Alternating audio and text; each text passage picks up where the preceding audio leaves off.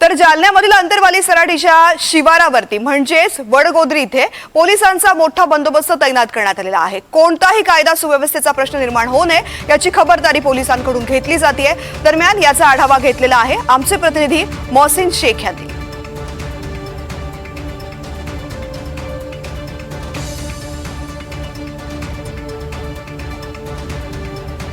मनोज जरांगे हे मुंबईला मराठा आरक्षणाच्या मागणीसाठी जे आहे तर आज निघतायत आणि त्या पार्श्वभूमीवर अंतरवालीच्या वेशीवर म्हणजेच वडगोद्री येथे पोलिसांचा मोठा बंदोबस्त सकाळपासून वाढवण्यात आलेला आहे। आपण सध्या वडगोद्रीच्या या ब्रिज खाली उभा आहोत आणि या ठिकाणी टप्प्याटप्प्याने पोलिसांचा फोर्स आपण बघतोय की वाढवण्यात येतोय। आता ही गाडी बघा, ही आणखी एक नवीन पोलिसांची व्हॅन या ठिकाणी पोहोचली आहे, ज्यात महिला पोलीस आपल्याला पाहायला मिळतात। मोठ्या प्रमाणात स्थानिक पोलीस असतील किंवा राखीव पोलीस असतील, हे सगळे मोठमोठे पथक जे आहे तर या ठिकाणी जे आहे तर दाखल झाले आहे। वरिष्ठ अधिकारी जे आहे तर वडगोद्री येथे पोहोचलेले आहे आणि मनोज जरांगे यांचा मुंबईचा हा सगळा दौरा कसा असणार आहे याची सगळा आढावा जो आहे तर घेतला जातो। कोणत्या मार्गाने ते जातील व काय कोणत्या ठिकाणी ट्रॅफिक जाम होऊ शकते किंवा कोणत्या ठिकाणी आंदोलक मोठ्या प्रमाणात सहभागी होऊ शकतात, या सगळ्याचा अंदाज आता पोलीस घेतात आणि वरिष्ठ अधिकारी देखील सकाळपासून या ठिकाणी पोहोचलेले आहे। आंदोलक देखील सकाळपासून पोहोचतात आणि आपण जर बघितलं तर जालन्यातील सगळे पोलीस जे मोठ्या प्रमाणात या ठिकाणी बोलवण्यात आलेले आहे। अंतरवालीच्या वेशीवर हा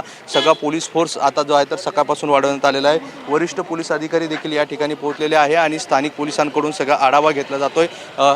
थोडंसं या ठिकाणी पण दाखवण्याचा प्रयत्न करतो। राखीव पोलीस पथक जे आहे म्हणजेच RCP हे पथक देखील या ठिकाणी जे आहे तर तैनात करण्यात आलेला आहे।